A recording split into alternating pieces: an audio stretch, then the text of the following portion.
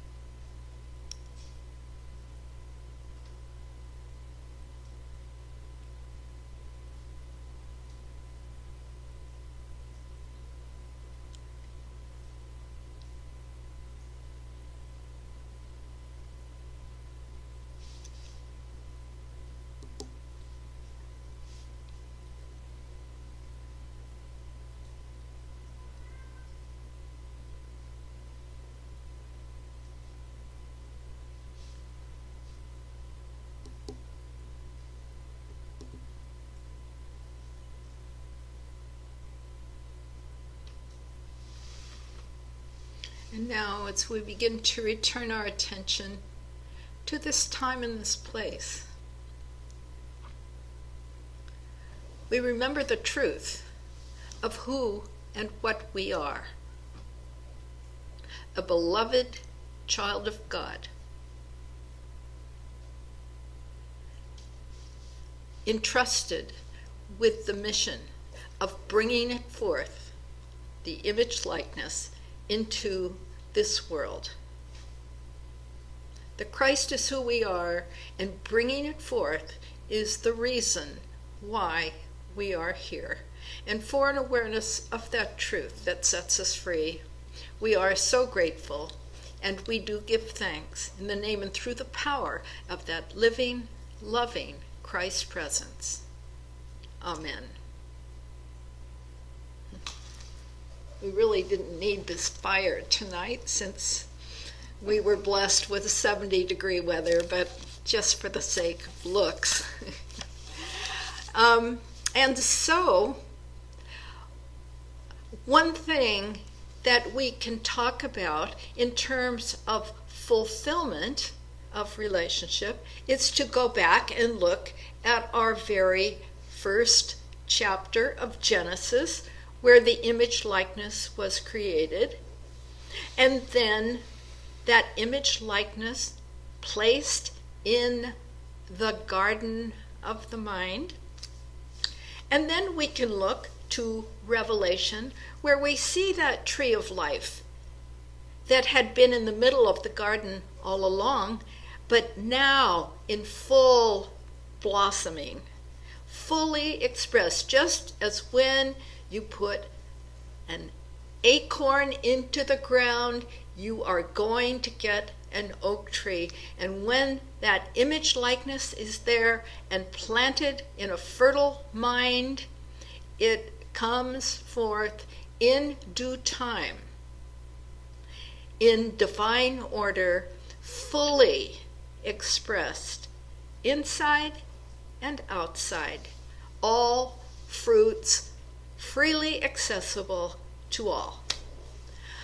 And just for fun, I looked at the middle of the Bible, which happens to be Psalm 118, the exact middle of the Bible. But there are 30 verses in Psalm 118. There are 29 verses in Psalm 118. So that means 14 and a half. Well, verse 14 says it's better to trust in the Lord than it is to trust in man. And then verse 15 is a victory song. So what happens in between there? And I realized that in Revelation, as the Lamb prepares to open the book of life, there is a half hour of silence. So that one half in between verse 14 and 15 is the silence. All right, now tonight, so we have at the beginning the image likeness in which we are created. And then in the middle, we have the means by which we bring it forth. And in Revelation, we see the result. Okay. And I chose to talk about the master-servant relationship tonight because this is a relationship that Jesus demonstrated how it gets fulfilled. And I'm going to start with the parables of, there are many parables about masters and servants, but the one I'm choosing to talk about is the parable of the talents. Yeah? Just to make sure I understood you. So you just said the master-servant relationship is the process by which we whatever? Yeah. Okay. Uh-huh. Okay. Yes. And the one I have chosen to elaborate on, and if time permits, I will talk about others. But the one about the talents goes like this. It's found in Matthew 25, starting with verse 15, and verse 14. And there's also one in Luke, which is sort of the same, but I like the talents because it has a double meaning. Okay, so Matthew 25:14. It's also in Luke 12:27 as the parable of the pounds. King James wanted to translate it into English money, which is in pounds. So we're not using that particular parable.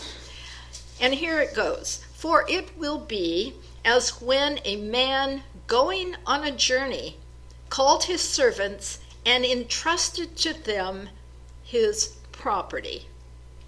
To one he gave 5 talents, to another 2, to another 1, to each according to his ability. Then he went away. He who had received the 5 talents went at once and traded with them, and he made 5 talents more. So also he who had the 2 talents made 2 talents more.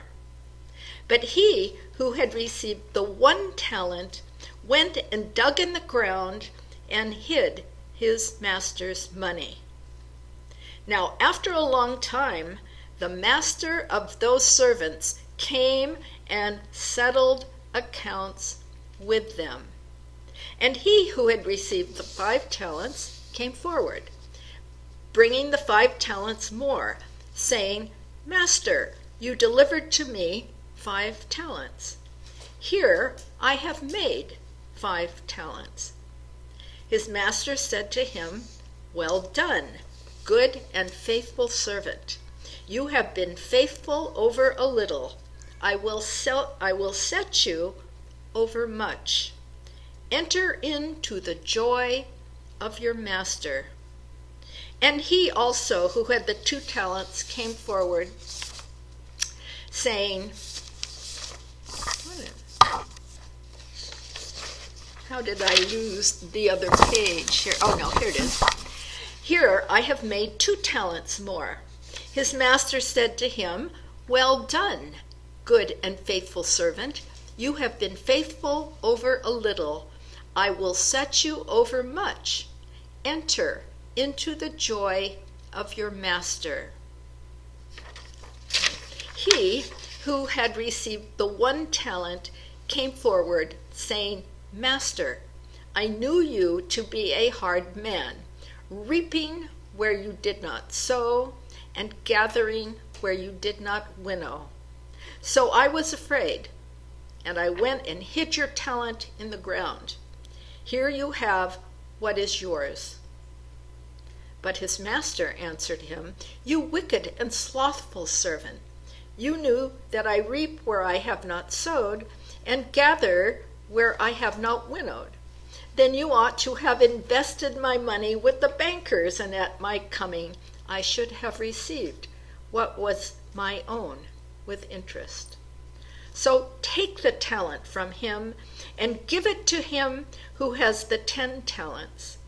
For to everyone who has, more will be given, and he will have abundance. But from him who has not, even what he has will be taken away. And cast the worthless servant into the outer darkness. There men will weep and gnash their teeth. Wonderful story. Okay, now, interesting thing is that a talent is both a unit of money, and in English, talent is spiritual gifts. All right? So a talent is a sizable amount of money. And it was reckoned back in 1946 that 1 talent was worth about $1,000, which was in those days considered a huge amount. Okay, and that parable is so easy to understand if you look at it as money, right? If you want to increase your money, you invest it in investments that bring a good return.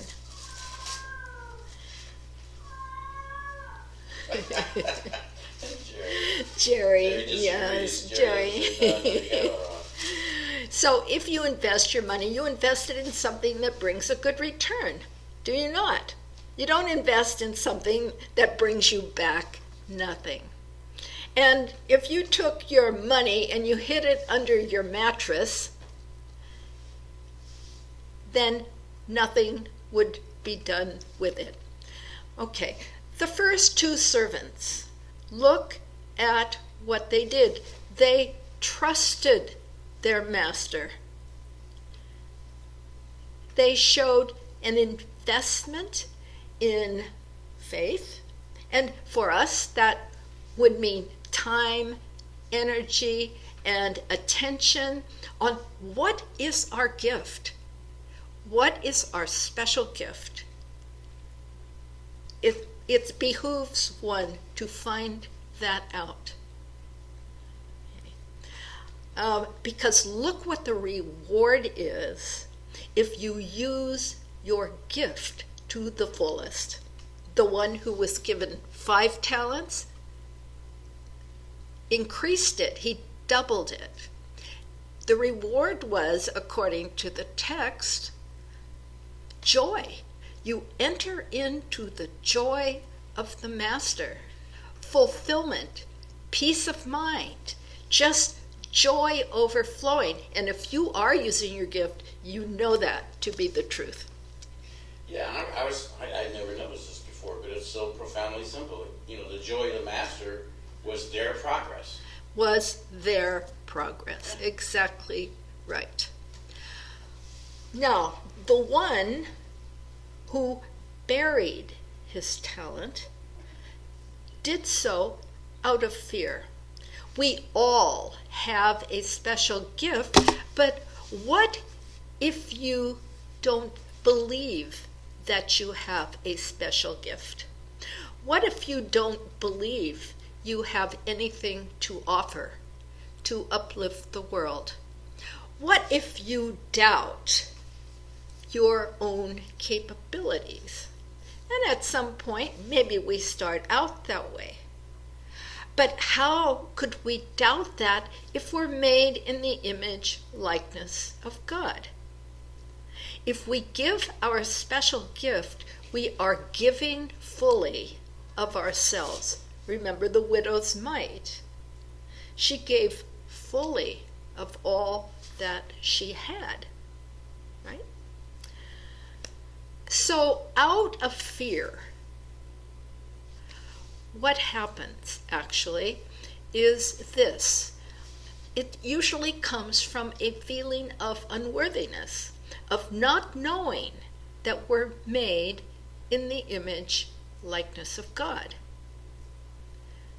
It comes from seeing the master as way up here and we, the poor servant. And the servant was, in those days, like a slave. It was a very, very hard life. And in fact, in the book entitled The Syrian Christ, which is basically an overview of the different idioms and aspects of culture in those days that gave rise to these images that might be foreign to us. And here was the thing about the master and the servant. The landlord, who was the master, had a plot of land, and he rented it out to tenants, gave them seed for free. Seed. Okay.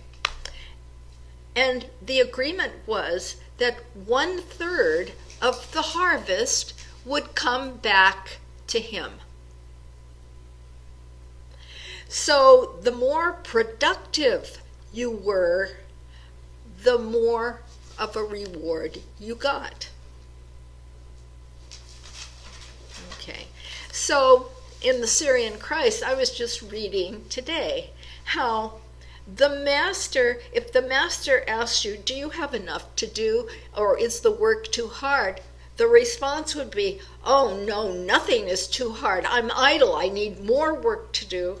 There was that incentive, not just to get the approval of the master, but at the end of the harvest season, a report was given to the landlord, and he would see who had brought the best return. Okay, and what happened was that if there was an unproductive worker, his land was taken away and given to the most productive worker. Okay, and not only that, but spiritually, what happens is you are outside of the kingdom where there is a sense of lack and poverty and suffering. Okay, hard work and no return, just for survival. One more point and then. And so what happens, that servant who is afraid, and have you ever been afraid that maybe you won't succeed at what you think you can do, and maybe you're not young enough or old enough or smart enough or pretty enough or whatever? You sense that there is something here inside of you, but you don't quite have what it takes to bring it forth. And so what happens is those images of self-imposed images of human limitation get projected onto the environment. We say, well, it's the master. I mean, he's accountable. It's his land. I was just trying to give him back what was his. I was just trying to keep the status quo here. And so those images of limitation, you project them, and guess what you get back? Because what this shows us is the creative law. As in mind, so in manifestation. If you believe yourselves to be a child of God, heir to the kingdom, all abundance is yours, you're going to project images of abundance, and that attracts more abundance to you. Whether it's an abundance of money or an abundance of health or an abundance of fulfillment, that is your true reward. And that is where the fulfillment is already there on the inside. All you have to do is to invest your energy in that special talent that you have, because you are doing the will of God. And the others have faith. That third servant doubts his own ability. So the creative law, as you sow, so shall you reap. Okay, if you plant an acorn in the ground, you do not doubt that an oak tree will come out of it. If you plant an apple seed, you will not, if you cultivate it and you water it and there's sunshine, how could you possibly doubt that an apple tree would result? You don't plant an apple seed and expect a cabbage patch. It just doesn't happen. So this allegory, this parable, is a way that Jesus had of explaining to people the creative law, as in mind, so in manifestation. As you sow, so shall you reap. This is the law of cause and effect. right? It is a law. Now, because Aramaic is an image language, it's a right brain language, you can interpret it at many levels according to where you are in your understanding. Okay, it's very interesting that images come from the right side of the brain. You can intellectually dissect and analyze, and you will never get to the essence of it. And to explain the creative law, I mean, I can say what it is, but that doesn't give you an understanding. So Jesus' understanding of the creative law came directly from the source, but to impart that to ignorant people in Aramaic, he used a story of how things actually worked between a master and a servant. Okay? Sometimes the masters were very harsh, and sometimes we still see God as a God of reward and punishment. But as you know, the law simply is God does not reward, God does not punish.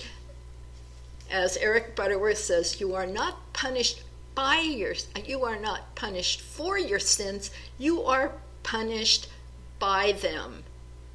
You know, if you jump off a cliff, gravity punishes you, so to speak. No, gravity doesn't punish you, but you have gone off of that principle. So very important that people understand that they are accountable to what they create. You cannot be made in the image and likeness of God and be a victim of any environment. And if we feel victimized, then we need to remember this parable.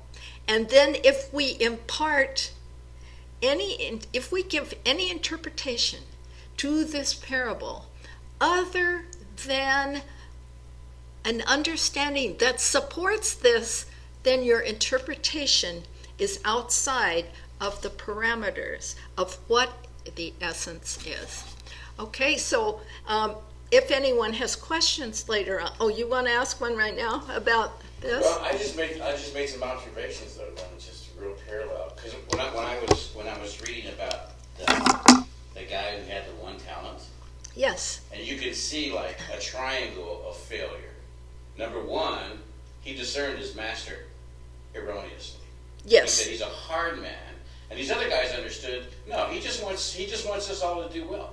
You see, so there's one leg of the triangle, and then instead of like the other guys being motivated by like faith, that they went out, they participated, expecting to succeed. He was motivated by fear. So there's the second leg of the triangle. Right. And then instead of being able to come back to their master and say, "Look, I doubled your investment," what did he do? He had to go. He went and hid. Yes. He went and hid. And so you have this triangle of success and this triangle of failure. Yeah, very good. And it's just and it was just so. That's very good. And so there is, and let me ask you, what he said, that to the master you reap where you do not sow.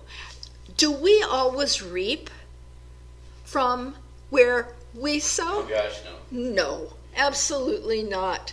Good comes to us in unexpected ways. So does bad. And and we don't know. So you winnow where you you harvest where you have not winnowed. For sure. We harvest because something was set in motion long ago. We may not remember, but it does come back to us whether in a positive way or in a negative way. And this is basic law. It will not change for anyone. It's kind of like a negative image, because, divine mind is the source of all. Right. And here, he was wrong because his mind was wrong. Exactly. He was out of tune with who and what he was. Yeah. Now, let me point out that the master and the servant are both within us. Yeah. Okay? The master and the servant. We have all been harsh on ourselves. We have all had access to the Christ. We have faith sometimes in infinite good. And sometimes our faith is not so much, and we can default back into human consciousness and worry that there's not enough. If we send out images of lack, limitation, poverty, it's going to come back at some point. And here we have the method of how to get back, and so we have to shift our attention. It's very easy to change. I acknowledge that one can change thinking, but the easy way is to change consciousness so that the thoughts and the actions are effortlessly changed. That comes out in the laborers in the vineyard. Okay. You could really see the Christ fulfilling the I am the light ministry.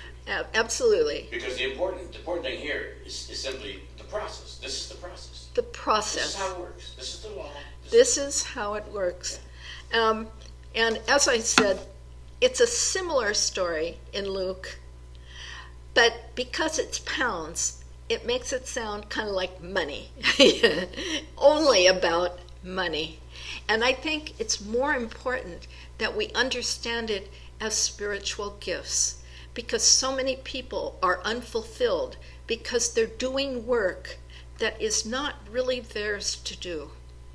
And in health terms, it's been found that when you're doing something that your heart isn't in, it has an effect on your heart.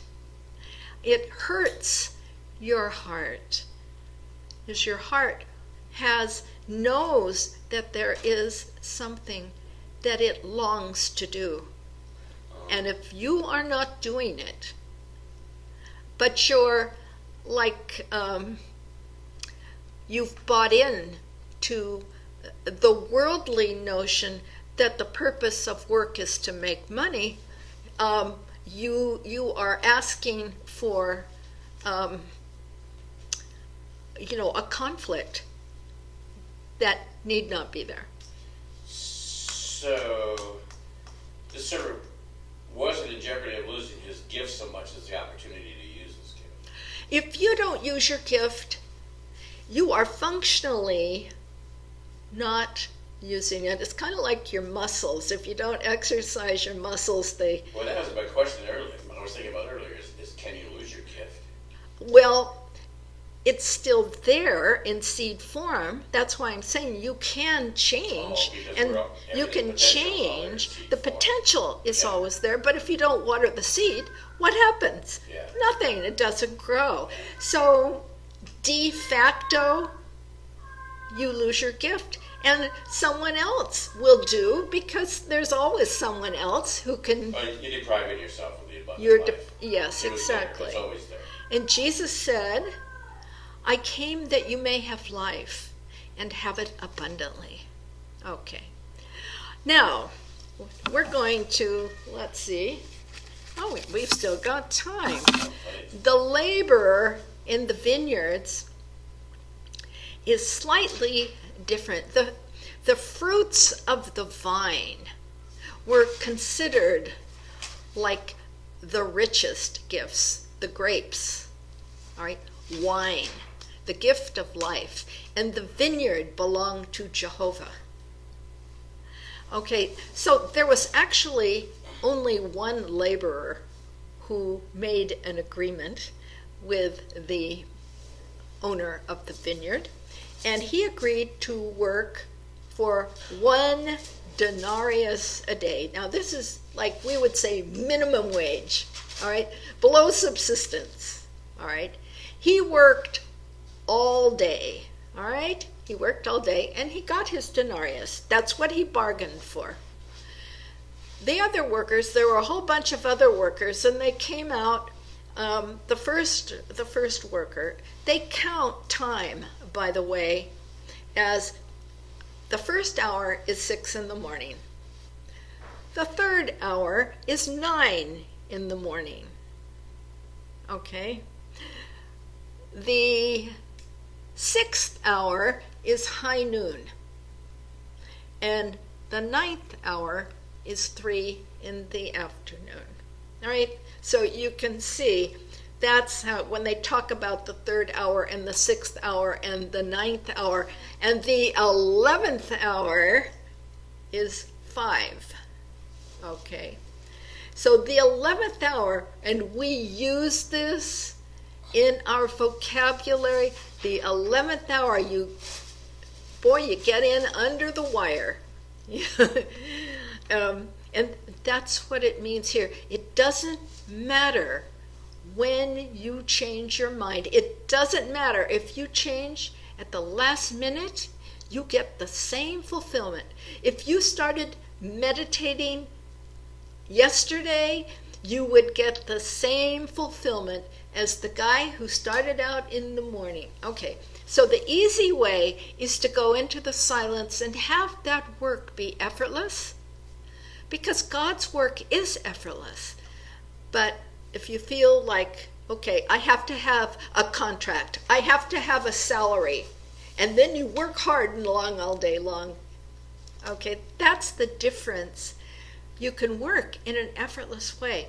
You do it with your mind, first in mind, then in manifestation. So that's a slightly different, but it's all about using what you have been given. Okay?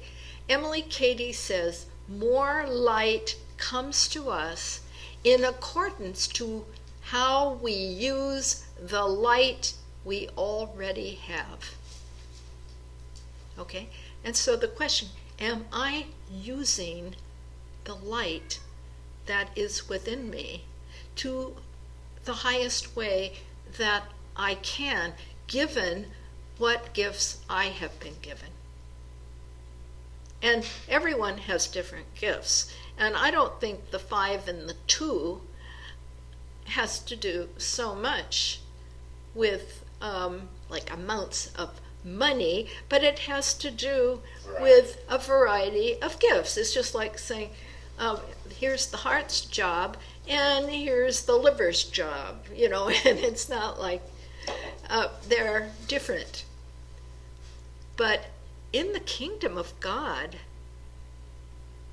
there is no one who is enslaved, right?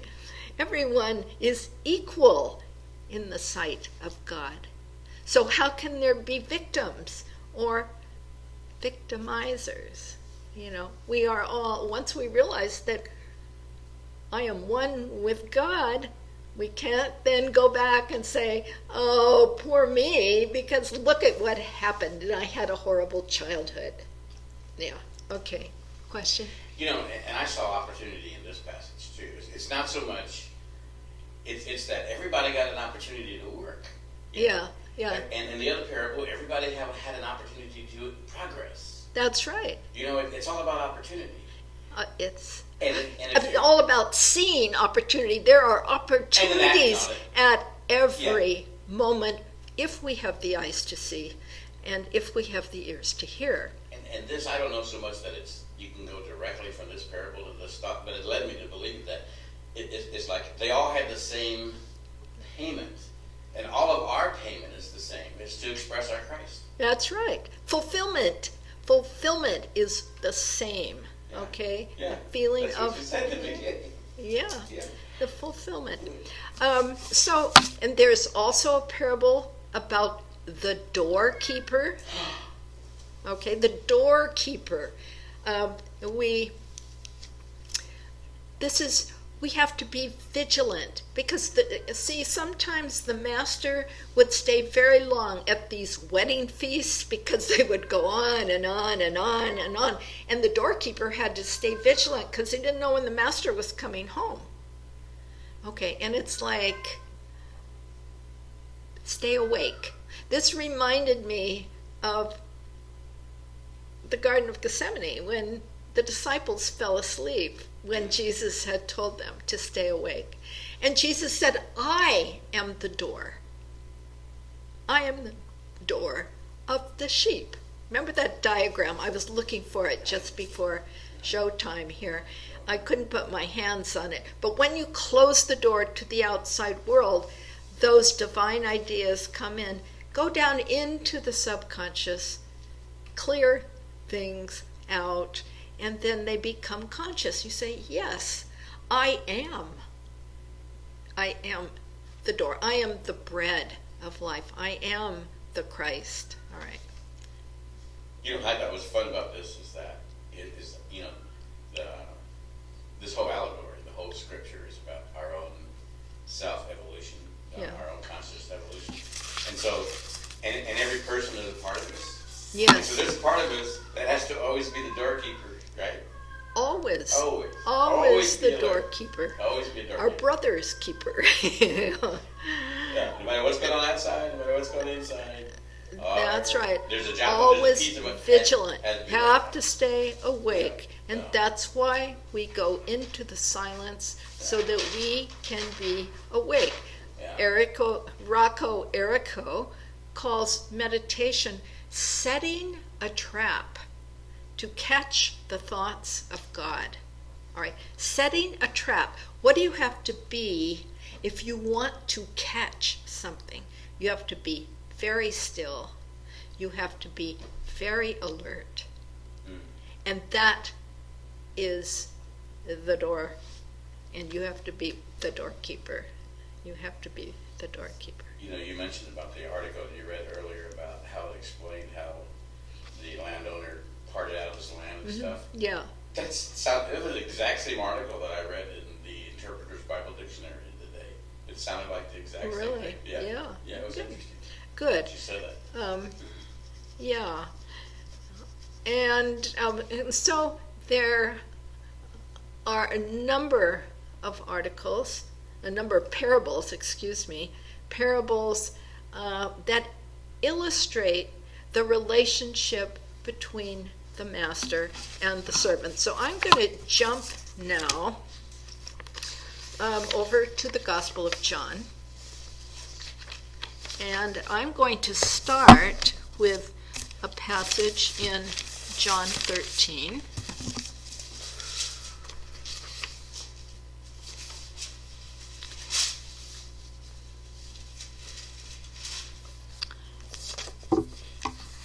Okay, and in John 13,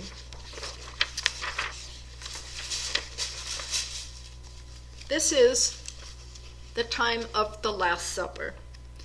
Now, before the feast of the Passover, the change in consciousness, that passing over from human consciousness to spiritual consciousness, when Jesus knew that his hour had come.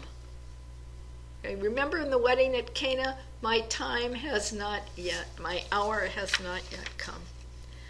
To depart out of this world to the Father, having loved his own who were in the world, he loved them to the end. Okay, so he's saying, I have to leave these disciples, otherwise they're never going to get it.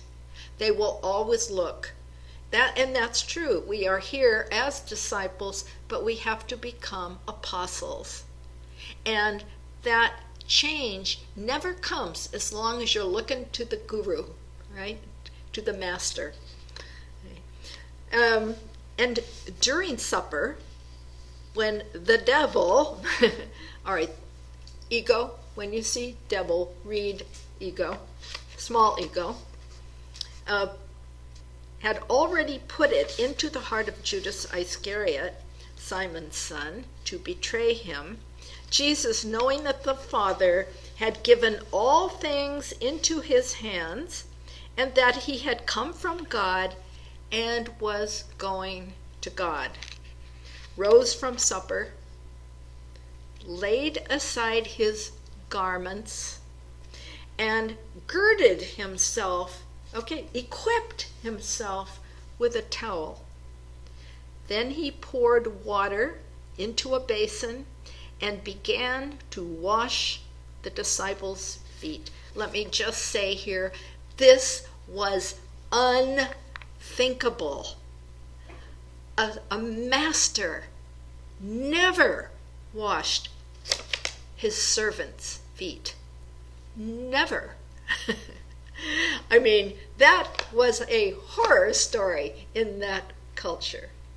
If you were an honored guest in someone's home, your feet would be washed, because you would walk barefoot most of the way, or wear sandals, and your feet would be dusty, and so your feet would be cleaned and anointed with oil if you were a good hospitable host. But for the master to wash the servants' feet, no way. Okay. Then he poured water into a basin and began to wash the disciples' feet and to wipe them with the towel with which he was girded. He came to Simon Peter, who represents faith, right? And Peter said to him, Lord. Now, if you can imagine a shocked Peter, Lord, do you wash my feet? Jesus answered him, what I am doing you do not know now. Okay. But afterward you will understand. Peter said to him, you shall never wash my feet. All right, that was it was the job of a servant, all right, not the job of a master teacher. So that's why Peter is refusing. And Jesus said, if I do not wash you, you have no part in me. Okay, if you do not clean up your understanding, how can you be part of the Christ? And then listen to Peter. Lord, not my feet only, but also my hands and my head. Okay, this is very important because,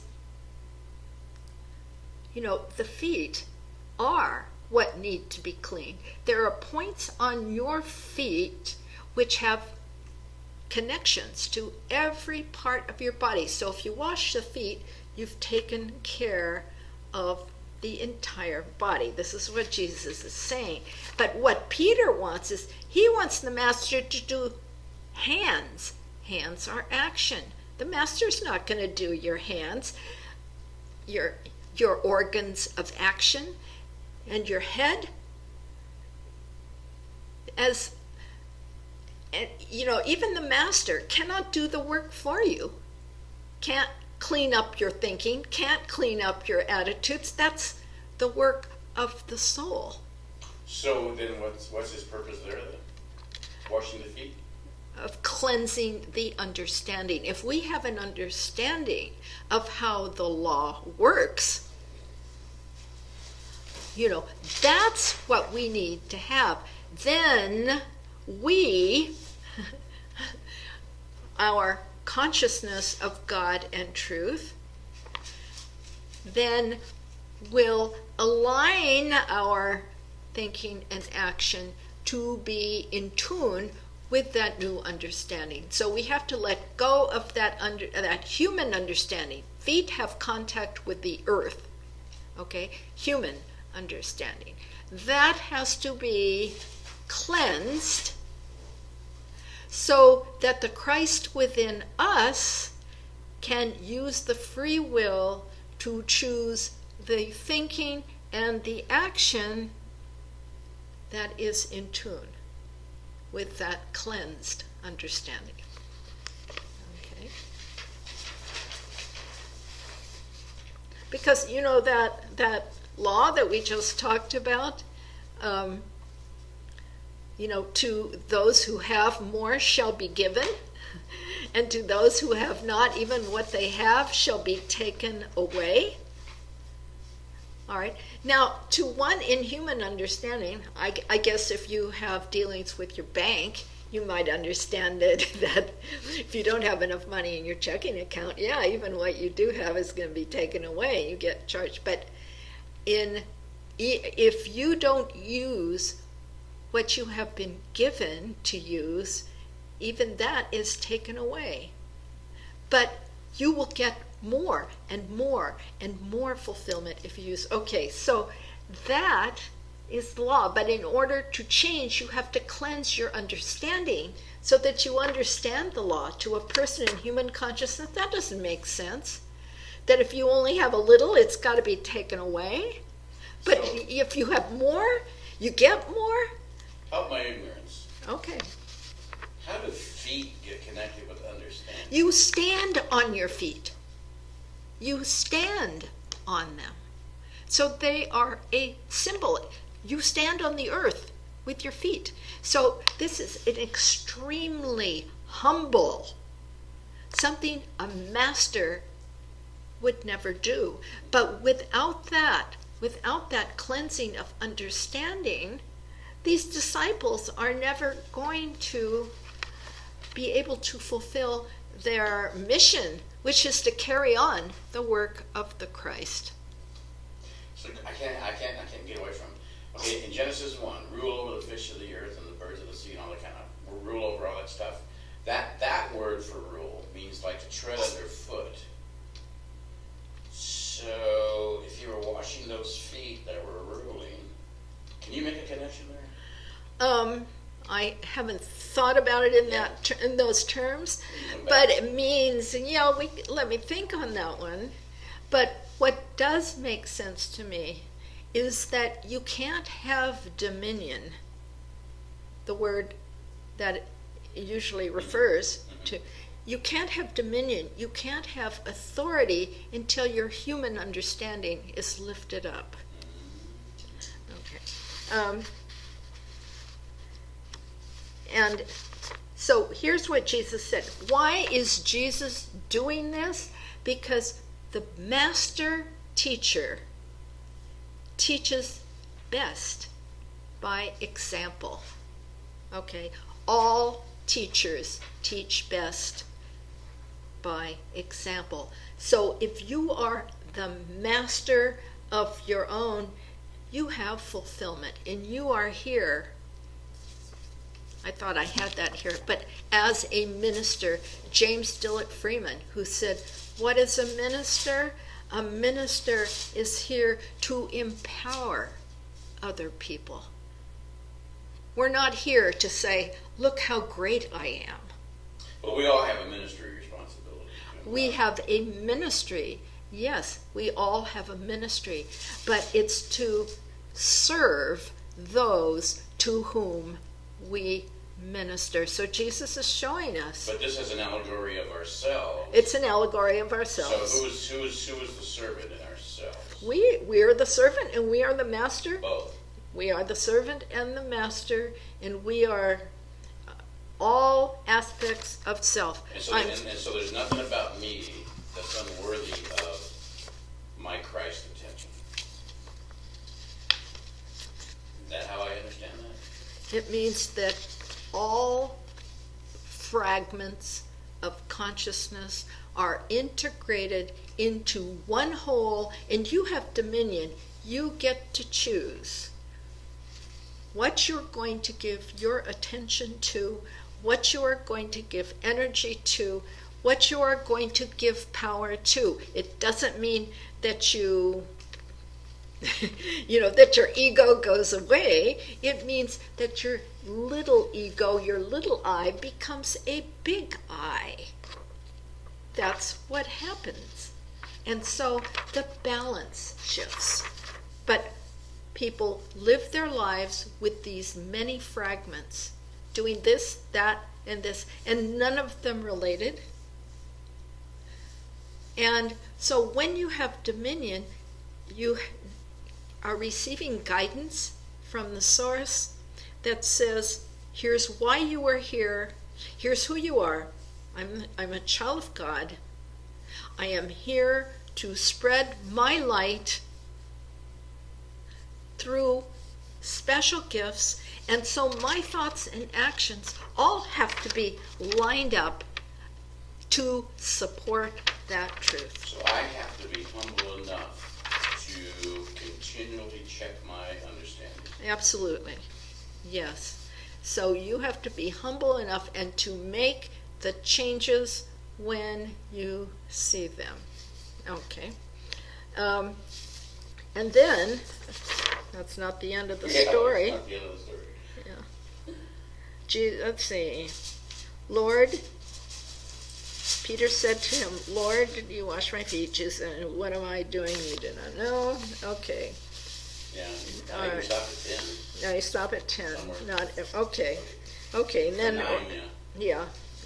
And when he had washed their feet and taken his garments and resumed his place, he said to them, do you know what I have done to you?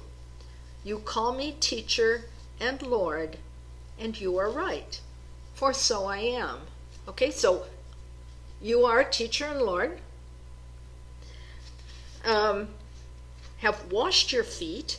You also ought to wash another's feet. So we are all teachers.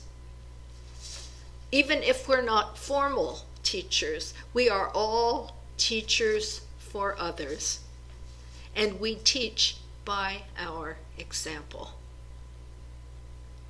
Okay.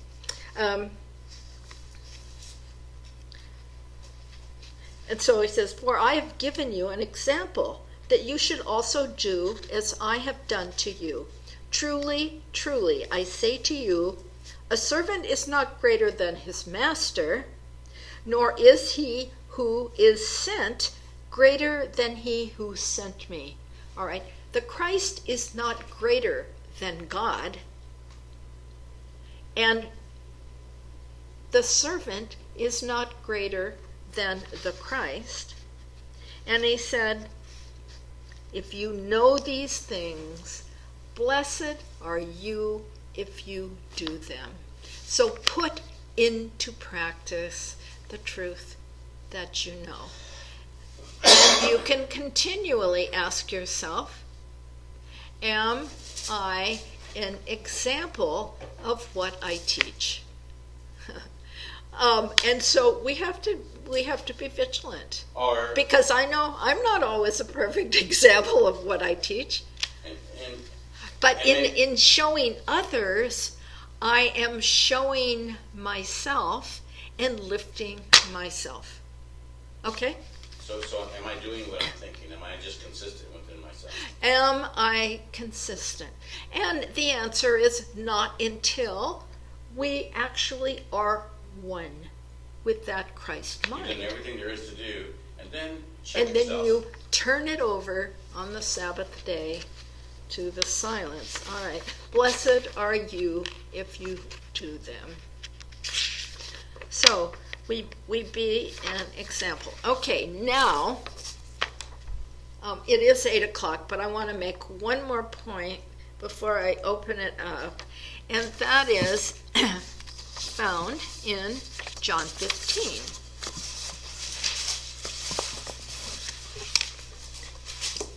John 15. And John 15, verse 15.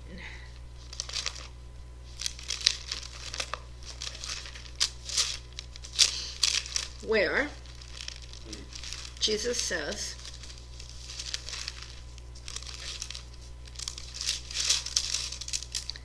okay, here he's talking about I am the vine, and you are the branches. All right, that. Now he says, Yeah, so that was he 5. he who abides in me, and I in him, he it is that bears much fruit. All right, so if we are following our inner guidance, we will bear fruit. We will harvest the reward of fulfillment. For apart from you can do nothing. Just like a vine can't produce without the branch. You have to have the branch. If a man does not abide in me, he is cast forth as a branch and withers, and the branches are gathered, thrown into the fire, and burned. Okay, burned, purified. If you abide in me, and my words, teachings, all right, abide in you, ask whatever you will, and it shall be done for you. That is, ask in the name, nature of the Christ. In the silence of your being, ask, and the desire of your heart, that good desire of your heart, it will be fulfilled. By this my Father is glorified, that you bear much fruit, and so prove to be my disciples. As the Father has loved me, so have I loved you. Abide in my love. If you keep my commandments, you will abide in my love. And let's remember the commandments. Love God, love your neighbor, love yourself, love your enemies, love all life. We are all everything from one source. Not just people, all the animals, all the trees, everything that God created, it's all from one source. And we need to maintain that connection with all life. And that's how, by loving one another, that's the new commandment, as the Christ loves us, that's how we demonstrate our discipleship. New foundation. Okay? As the Father has loved me, so have I loved you. If you keep my commandments, you will abide in me, in my love, just as I have kept my Father's commandments and abide in his love. These things I have spoken to you, that my joy may be in you, and that your joy may be full. Verse 12. This is my commandment, that you love one another as I have loved you. Greater love has no man than this, to lay down his life for his friends. Okay, lay down his life, the old life that didn't produce fruit. You are my friends if you do what I command you. No longer do I call you servants, for the servant does not know what the master is doing. But I have called you friends, for all that I have heard from my Father, I have made known to you. You did not choose me, but I chose you and appointed you that you should go and bear fruit, and that your fruit should abide, so that whatever you ask the Father in my name, in my nature, in the nature of the Christ, which is in silence, he may give it to you. This I command you, to love one another. So in becoming a disciple, we know our oneness, and in that oneness We are friends, all right? There's no contract amongst friends. You don't have to sign a paper. There is no legal contract between friends. You give fully of your heart in friendship. You help your friend, all right? And so Jesus is saying, there used to be a discrepancy in this relationship, and now we're friends. All right? Okay. You know what I just realized, sitting here right now this very minute, is that love your neighbor as yourself. Yeah, we do that actually, which is has not. been superseded by love one another as I have loved you. That's right, because we often love our neighbor in the way we love ourselves, which is not very much. So any message that says as yourself is not the fullness of the message. That's been right. superseded. It's That's right. As Jesus loved his disciples, his friends. It is 7 minutes past 8, so I invite anyone who would like to call in. The phone number is 816-301-6304. And until someone calls in, or until someone wants to call in, I will talk about this quote from Emmett Fox, which comes from a book called Make Your Life Worthwhile.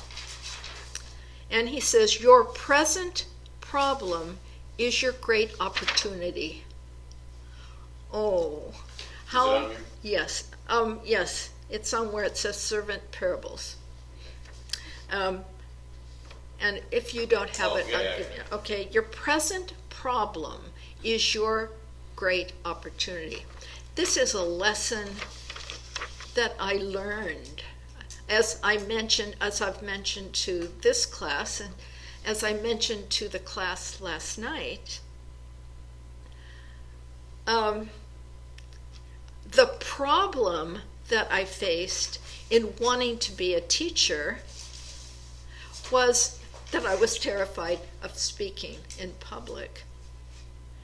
And in overcoming that, I had to overcome that in order to become fluent in this language.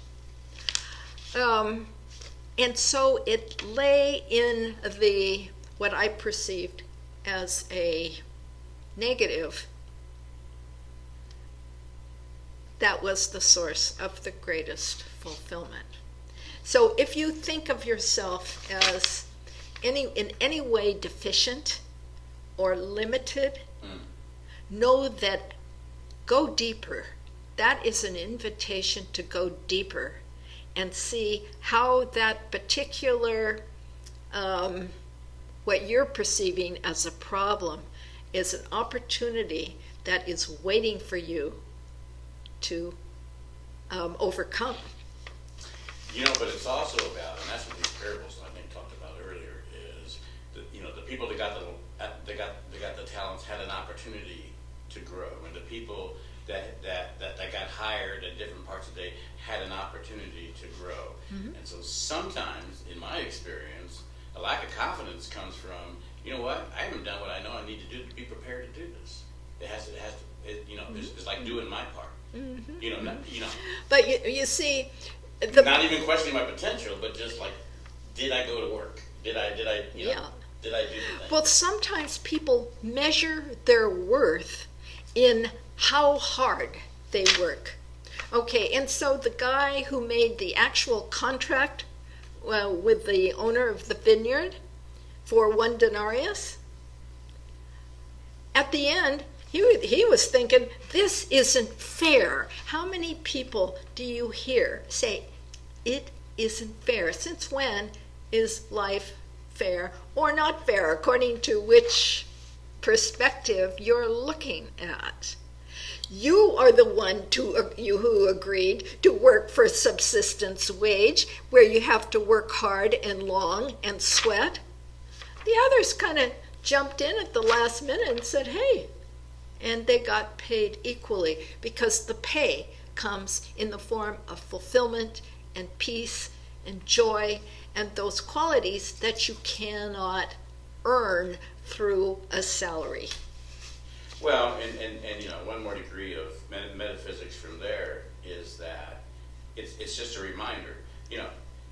Nothing else matters except your understanding and relationship and contract with the divine mind yourself. Yeah. That's what, keep focused there. Uh-huh. Because if you move off of there, you're going to get confused. You're going to get plagued. You're going to get discouraged. You just stay right here, you and the divine mind.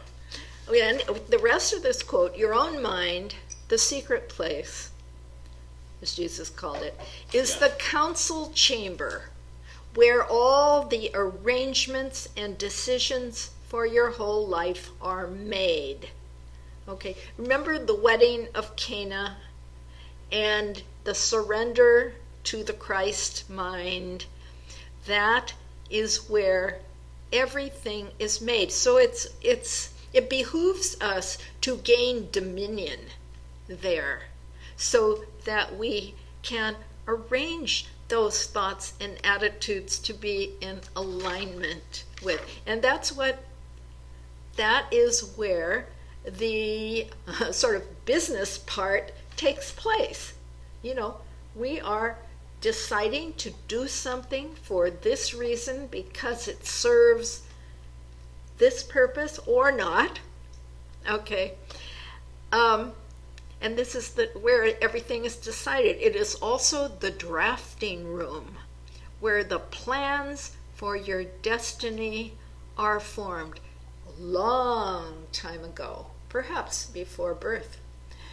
And then we, in this lifetime, however many years you have gone around the sun here, that divine plan has been unfolding piece by piece by piece. And it's like one of those Chinese puzzle boxes, and you keep, here's another one. And then suddenly you think, how fast it's all happening. Your life, is your laboratory. Your life, the experiences of your life, that's where you experiment. You make this choice or that choice and reap consequences. Okay, make those choices. But the world is your workshop. Okay. The inner is the laboratory. Right? Life as you have envisioned it in an inner way, that's your laboratory. In the soul, the consciousness, thinking, and feeling, that's the laboratory. Okay. The world is your workshop. That's where you work it out, and it out pictures as you have conceived it. 816-301-6304. It's 8:14. You have only 16 more minutes to join in our conversation, make a comment, and the Genesis 1 to John 1, and then yes, when I was reading, yes, when I was reading that, Genesis is too complicated. I won't go there. But John, all the different names for Jesus in John 1. Okay. I mean, it would take a while to contemplate, all of that of. So what's the lesson in the different? The spirits of God in Revelation were what, 7 or 8, and then there are like 7 specific names. Ooh, you can make a correlation. Not sure. There are 7 names here in John 1. Oh, yeah. There are 7 spirits of God on the throne in the book of Revelation, I think, in one of the early parts. Oh. There's different numbers at different times. Yeah, that's true. Yeah. Okay. Yeah. No, the elders are the faculties, the 12 divine faculties, which we call the 12 powers. And that the decision as to what faculty to call upon to correct the course.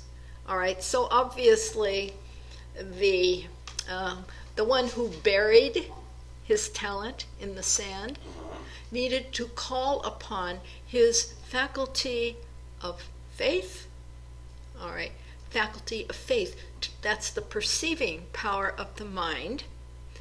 That is our faculty that allows us to perceive that invisible presence. You will never see God with your physical eyes, but you can perceive God with that intuitive part of your mind. You will comprehend that invisible presence, and if you can perceive it, you can work with it and form and shape the experiences of your life. Faith is there. His brother, Andrew, strength, that's the ability of the mind to persevere. And so Peter and Andrew need to work together, and Peter and Bartholomew need to work together, because if you can perceive the presence, you can form and shape that substance into... Well, and he made an erroneous discernment too. Yes, he did. Master hard. Yes. So relate that to faith and then the other steps. Because there's that piece there too, that he did not discern his master correctly. That's right, because He made a bad judgment. he did not discern himself correctly, he did not discern his master correctly, and therefore he misinterpreted the relationship and the motive, and So what faculty is that? Is that judgment? Judgment. Discernment? Yeah. So all of them, and not knowing your oneness inside, that's the faculty of love that binds together the whole human family. The faculty of love is universal unity, Charles Fillmore says. You know, another thing, and I noticed in John 1:20, it was at 29. So we look at the numbers. And so, 29, 2 plus 9 is 11, 1 plus 1 is 2. So you got a dichotomy, and you had the Lamb of God and the sins of the world. Right? Oh, that's right. Okay. Lamb of God. So, yeah. that was, now I haven't figured out, where the balance is, or is it just so obvious, But that was one of the places, that was one of the things that I, just playing with everything that you've shown me to play with. Okay, 816 301 6304. What does it mean that all of these things apparently happen on the other side of the Jordan? Because we're talking about, so-and-so from Bethsaida, it's the other side of the Jordan, and then they say, and then when it starts out, it says... outside of the kingdom. Yeah.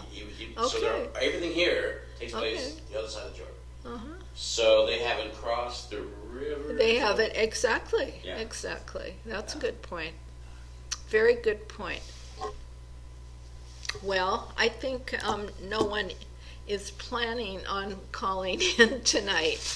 That's why I like a live class, because I like to engage people. I like to hear your comments. I like to hear your questions. And if you are planning on listening to the tape, I have to tell you that tonight, Mark and I think we have fixed it. But we will not be sure until after tonight.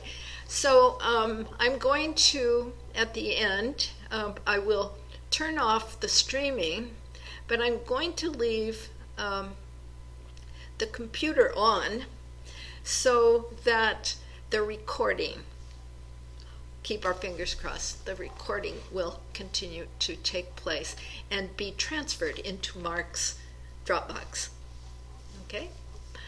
I had a question. Yeah. Because you made reference, you were comparing Revelation 22, it looks like, to... Oh, It yeah. doesn't really matter. The question is on verse 16. I, Jesus. That really surprised me. That came out of the blue. I, Jesus, has sent my angel to testify to you these things for the churches. Okay, but who is Jesus now? It's this glorious vision, So Jesus has become he's actually in his ascended body here. Fully glorified. Yeah, fully glorified. So And recognizable and see, I love some of these things. There was like 3 different passages now that are screaming at me that in our Christ we persist, without question. There's no question. Some people think that this life and then everything's over, and they persist on that and they interpret everything that way. But these things are screaming persistence. Yeah, exactly. Absolutely. And it's like we take it a certain distance, and then another state of consciousness takes over. Mm-hmm. Yeah, exactly. Okay, yeah. and so, Jesus, the man, has become this glorification of God. Everything that is said in Revelation is a revelation. And we have to get to the point where we can actually be open to the blinding light of such a revelation. Oh, yeah. Heavy-duty chemicalization takes place after the 7th seal is opened. I mean, before the 7th seal is opened. Before I forget, one thing I really, really, really fell in love with, verse 11 of Revelation 22. Oh. Let the one who does wrong still do wrong. Let the one who is filthy still be filthy. Let the one who is righteous still practice righteousness. Let the one who is holy still keep himself holy. It's like, you know what? Let people process. Yeah. Be where you are and let everybody else be where they are. Yes. Isn't that the message the world needs today? Oh, yeah. Yeah, absolutely. Whoa. Yeah, 11 was good. And in case you didn't hear the news today, the Pope said, instead of building walls, we need to be building bridges. Okay? Is that in accordance with the teachings of Jesus? I think so. But here, with respect to verse 11, yeah. let me look at another side of that. Yeah. Is that I was surprised in the lack of sensitivity to say that is not that is not an ideal Christian solution. Instead of saying that's not a Christian, that is not a Christian, to keep it out of the province of offending anyone. What did Jesus say? Love one another as I have loved you. I'm just commenting on that.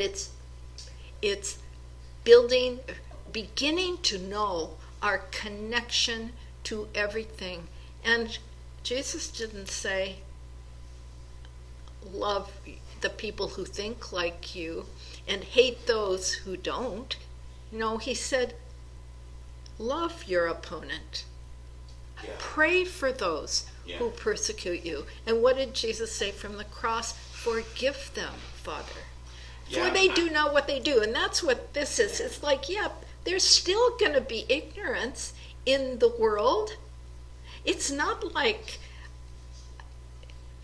so know yourself.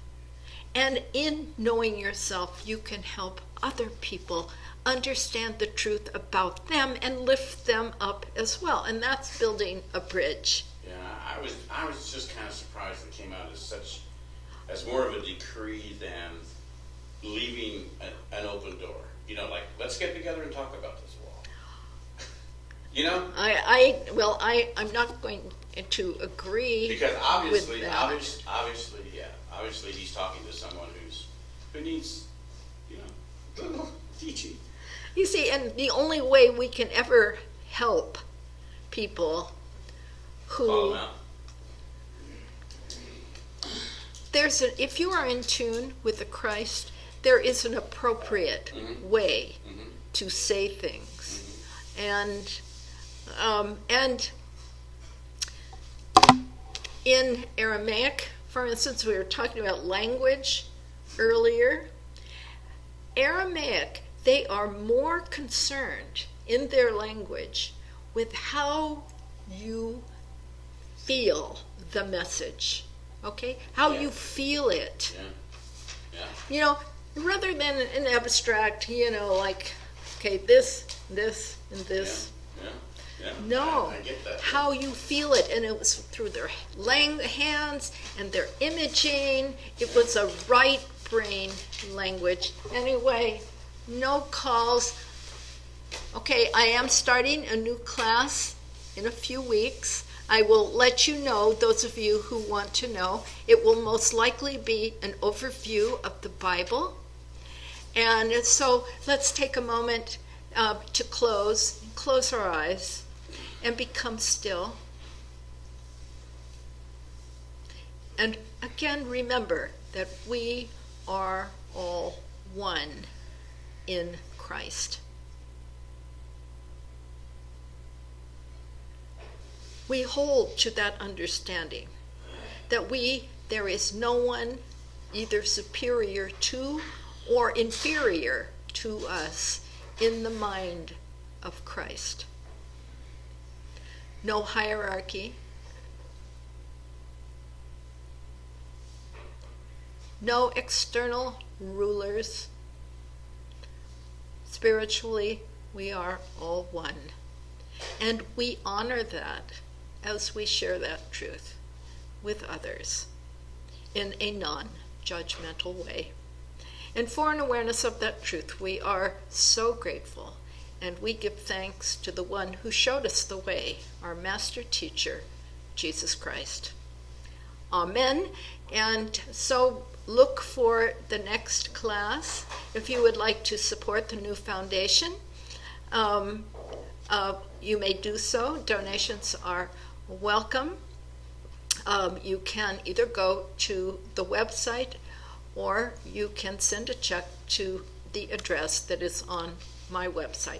And so I wish you all a very good evening and happy travels in consciousness. God bless you.